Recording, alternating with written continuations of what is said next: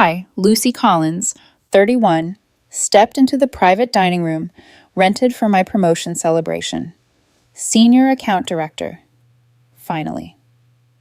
After 2 years of grinding, staying late, and proving myself at every turn, tonight was supposed to be a quiet acknowledgement of that achievement.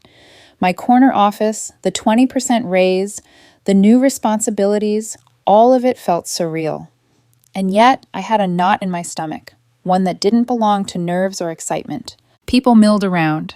Colleagues, a few old college friends, family, and, of course, George Walker, 32, my boyfriend of almost 2 years. He had moved in about 6 months ago, insisting on contributing $600 monthly to the apartment, though I honestly didn't need it. Tonight, though, he seemed distracted. I laughed along with coworkers, shared stories, and soaked in the congratulations. My boss gave a short speech about dedication, vision, and leadership. Standard corporate fare. Everything was perfect, at least on the surface. Around 9, I noticed George near the bar, chatting and laughing with Emily, one of his younger coworkers. Junior designer, maybe 25. Nothing out of place. People mingle at parties, but something about the way he leaned in, the easy smile, the shared jokes, it pricked me. I shook it off. My promotion deserved celebration, not paranoia. Then my phone buzzed. This party is so boring. Everyone's just talking about work stuff. I don't understand. Emily offered to show me this new cocktail bar downtown. Leaving now. Don't wait up. I stared at the text for a solid 30 seconds, numb with disbelief. My promotion party, my career milestone, and he was leaving, with someone else, dismissing it as boring. I looked up, and there he was, George, already heading toward the exit. Emily held the door for him. He glanced back once, saw me watching, and gave a small, guilty smile. Or maybe it was a smirk. I didn't answer. I didn't text back. I just watched them leave. My friend Rebecca noticed my expression. "Julia, are you okay?" "Yeah," I said, voice steady, though my hands shook slightly. "I'm fine." I stayed at the party for another 2 hours, smiling, chatting, accepting congratulations, all while a cold clarity settled over me. Inside, nothing stirred but quiet determination. I wasn't going to react out of anger tonight. I needed a plan. Back at my apartment around midnight, the reality of betrayal hit harder. George's things were scattered everywhere, his gym bag in the corner, his laptop and notebooks half-heartedly left on the coffee table, his casual clothes mixed with mine in the closet. Not anymore. I called a 24-hour locksmith. By 1:00 a.m., the locks had been changed. $280, worth every penny. Then I began packing. Every item that belonged to him, clothes, shoes, decorative pillows, even the scented candles he'd insisted we get together, went into boxes and suitcases. By 4 a.m., everything was ready. I took a deep breath, surrounded by the tangible remnants of his life here. I pulled up Emily's address. She lived in an apartment about 20 minutes away. I scheduled a delivery through a professional service, adding a note, "George's belongings. He chose this path. Have a great life together. Cost $3 and $40. I went to bed at 5:00 a.m., oddly serene. Saturday morning, movers arrived at 9:00 sharp. Professional, efficient, no questions asked. By 10:30, my apartment was stripped clean. I opened all the windows, brewed a fresh pot of coffee, and just breathed. This was my home again. Of course, my phone started buzzing. George called and texted 6 times, frantic. "Julia, where are you? Why aren't you answering? This is my home." I ignored them all. Then Dennis, the building's front desk manager, called. "Julia, there's a woman here. George, your boyfriend, saying she needs to get in. Keys aren't working." "Yes, sir," I said calmly. "She's not a resident anymore. Please don't let her in." 30 seconds later, my phone lit up again with a string of frantic messages. George claimed I had illegally evicted him, that I had overstepped, that he had nowhere to go. I didn't respond. I had made my choice. He had made his. By the time I hung up the phone, a strange satisfaction had settled over me. This wasn't just about locks or keys. This was about boundaries, respect, ownership of my life and my space. I realized, for the first time in a long time, that betrayal didn't have to leave me powerless. The apartment was quiet. The rain had stopped. I sipped my coffee and felt finally a spark of clarity. Saturday morning arrived with a gray sky and quiet streets. The movers were punctual, professional, and mercifully silent, hauling George's belongings out of my apartment. Boxes stacked high, his life reduced to shipments heading to Emily's address, each labeled with a pointed clarity. He made his choice. As I watched the truck pull away, a strange mixture of relief and satisfaction settled over me. The apartment, once cluttered with remnants of his casual arrogance, now felt expansive, breathable, mine again. My yoga mat, his half-finished novels, his collection of sneakers, all gone. Even the decorative pillows he had insisted on, the scented candles that filled the apartment with a false sense of warmth, were no longer there to remind me of his disregard. I poured another cup of coffee and sat on my couch, watching the sunlight catch the dust motes in the air. My mind, which had been spinning with disbelief and heartbreak, was beginning to calm. I realized that betrayal revealed itself naturally if you simply observed, waited, and acted with precision. George's departure from my life wasn't a loss.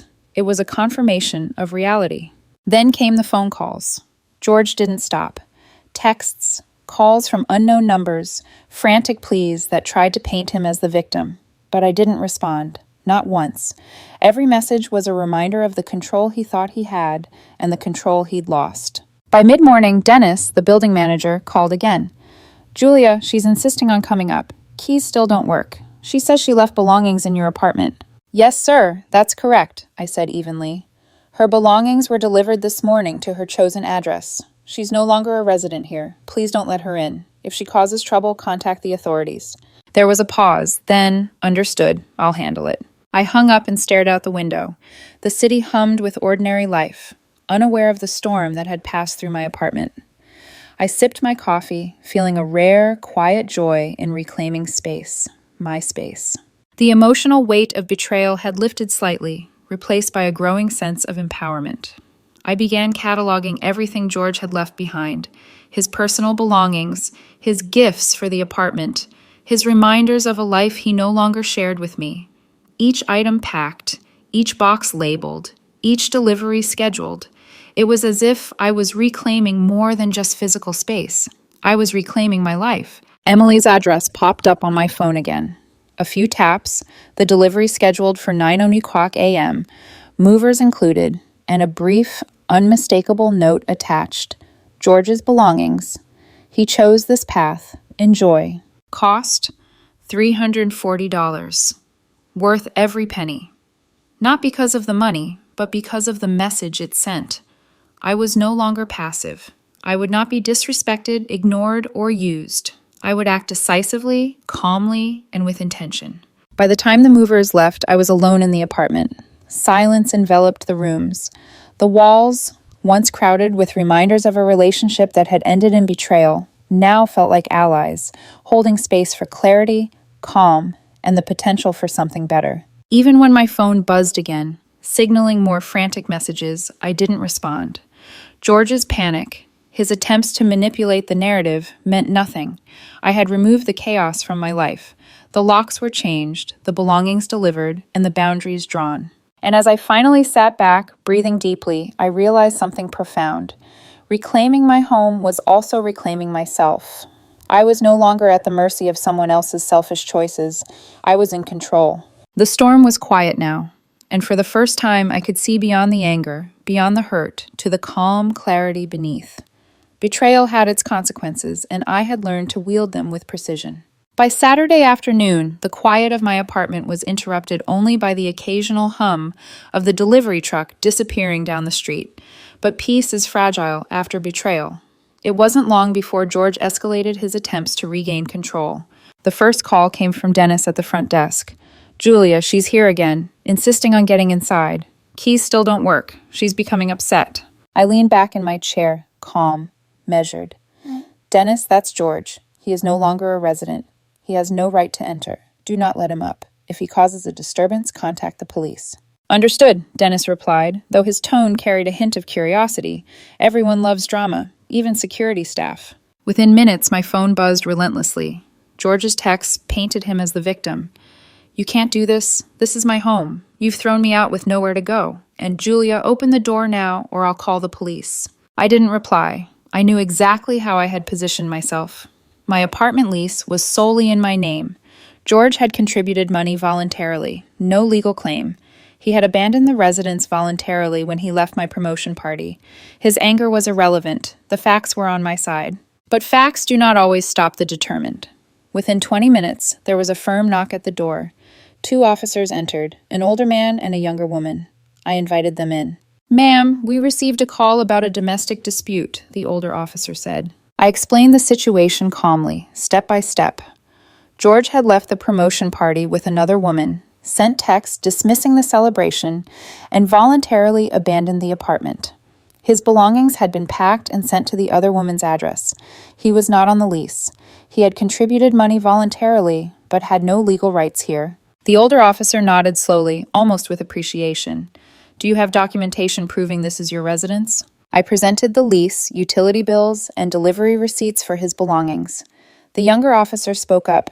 "Did you give him any notice before changing the locks?" I recounted the timeline, the party, his departure, the texts, and the decision to secure my home. The older officer glanced at his partner and allowed a small smile. Legally, he may have established residency if challenged, but given the circumstances, he left voluntarily, his belongings were delivered elsewhere, you acted within reason. Civil court territory at worst. You do not have to let him in. Relief washed over me. I had anticipated confrontation, but the law was clearly on my side. The officers left after I signed a statement, and just like that, George's frantic efforts were neutralized, for now. Then, of course, the texts resumed, escalating in urgency, desperation, and increasingly absurd claims. He claimed I had stolen or damaged his things, that I had humiliated him, that I owed him access to my apartment. I didn't respond. I let the calm precision of the previous morning stand as my answer. By the evening, the city lights outside my window seemed to pulse in quiet solidarity. Betrayal, I realized, had a rhythm, an ebb and flow, and I had learned to move in harmony with it rather than against it. George's attempts to assert himself, to manipulate, to demand, were no longer capable of disturbing my equilibrium. And yet deep down a subtle tension remained. This was not over. George's sense of entitlement, his arrogance, and his refusal to accept responsibility were factors I would need to navigate carefully in the days to come. The calm clarity I felt now was the armor I would carry into every confrontation, every HR meeting, every legal threat he might send. For now, though, my apartment was mine again. The storm had passed through, leaving evidence of its chaos, but also, quietly, a space to breathe, think, and prepare. And Julia Foster was ready. Monday morning arrived crisp and bright, but the weekend's drama had followed me back to the office like a shadow. My new office, the one I had worked tirelessly to earn, felt simultaneously triumphant and precarious. George's antics had not stayed confined to my apartment. Rumors, gossip, and even formal complaints were beginning to ripple through the workplace. I was called into HR by Rebecca, a kind but firm presence who had always maintained a careful balance between empathy and procedure. She gestured toward me, her expression a mixture of concern and mild discomfort. "Julia," she began, "we received a complaint this morning. George, your ex-boyfriend now, claims you've created a hostile environment involving Emily, and he's alleging harassment and intimidation." I blinked, stunned for a fraction of a second before my training kicked in. Calmly, I asked, "Harassment? How exactly?" "He's claiming you sent threatening messages and that you intentionally sent intimate belongings to Emily's address to intimidate him," Rebecca said, her voice careful. I almost laughed. Intimate belongings? His clothes, his sneakers, his decorative pillows, and yes, even the scented candles he insisted we get together, nothing more. They were delivered to the address he chose by leaving my promotion party with her. I have the texts, I have the security footage, I have the delivery receipts. Rebecca's eyebrows rose. "You have evidence?" I pulled up my phone, showing her the time-stamped footage. George and Emily walking to her car after leaving the party, laughing, looking comfortable, dismissive of my presence entirely. She watched it twice, silent, processing. "And Emily knows you're showing me this?" Rebecca asked. "She called in sick today," I explained, probably because her actual girlfriend was not thrilled about George showing up with someone else's belongings. Rebecca finally nodded. All right, I think we can drop this complaint. From what you've shown me, this is personal relationship drama outside of work hours. It's unfortunate that Emily was involved, but you did not create the situation.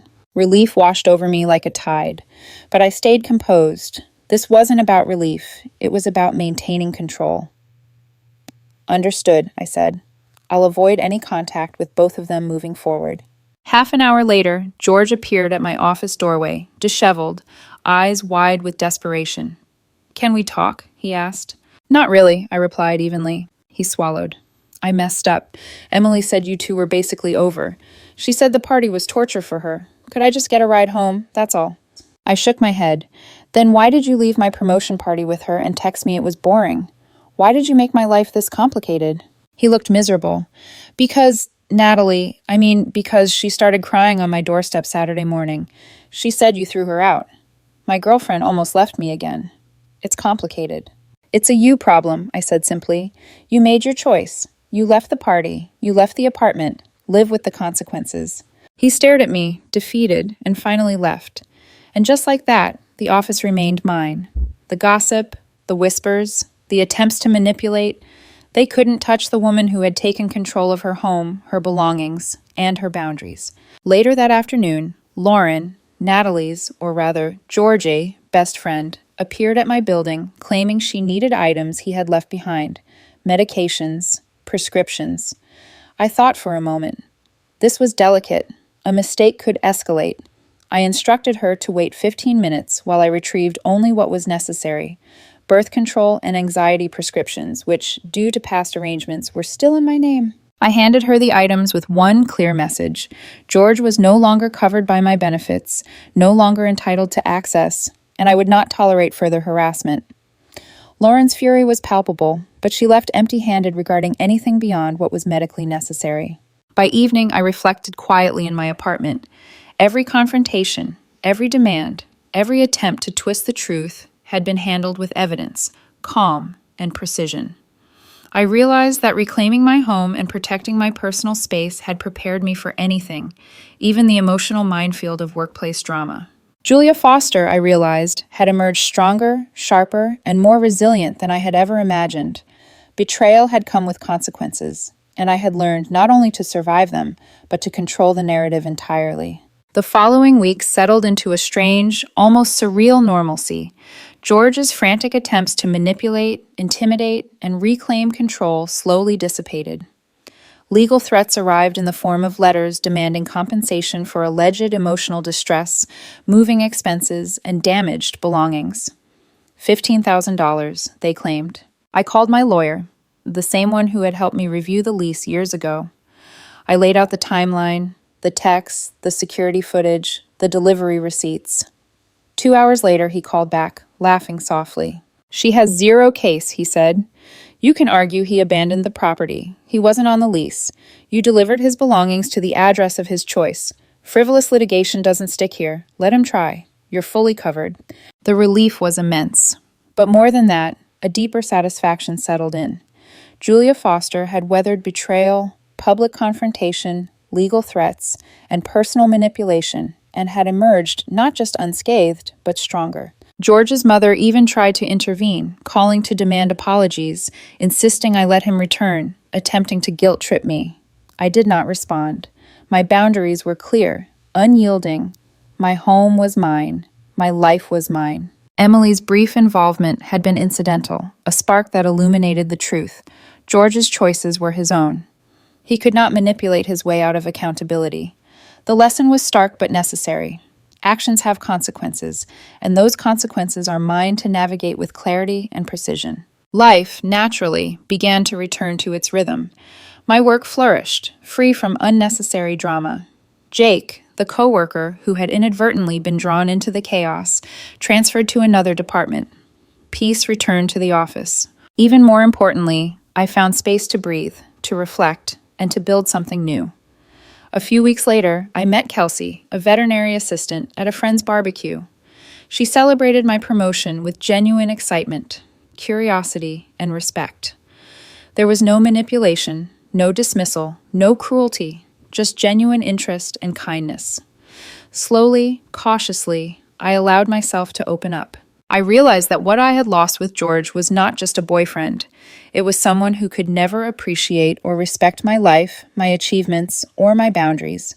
What I gained was far more valuable: clarity, control, and self-respect. My apartment, once a battlefield of betrayal and chaos, now reflected the life I chose to live. I replaced abstract artwork he had insisted upon with pieces that resonated with me. I bought a new television, rearranged furniture, and embraced a home that felt truly mine. The scented candles were gone, the decorative pillows discarded. The space was no longer cluttered with reminders of compromise or manipulation. Months later, looking back, I understood something fundamental. Betrayal doesn't diminish you. It reveals the cracks in others. It illuminates the people who do not value your time, your effort, or your heart. And most importantly, it shows you how to act decisively when those cracks appear. George had made his choices. Emily had made hers. And Julia Foster, me, had made mine. I chose clarity over chaos, respect over manipulation, and self-possession over surrender. The locks had been changed, yes, but more than that, boundaries had been set. And for the first time in a long time, I felt the quiet, empowering truth of being fully, unapologetically myself. Life moved forward. Work thrived. Friends respected the clarity I had enforced. And slowly, I allowed new relationships, healthy, mutual, and grounded in respect, to enter my life. The apartment felt different now. Quiet, yes, but not empty. Full of potential, full of lessons, full of strength. I had lost something, an illusion of love and respect, but I had gained everything essential: my agency, my peace, and the knowledge that I would never again tolerate someone calling my life boring, or dismissing my achievements, or walking away from my home without consequence. Choices had consequences, betrayal had boundaries, and Julia Foster would always know how to enforce both.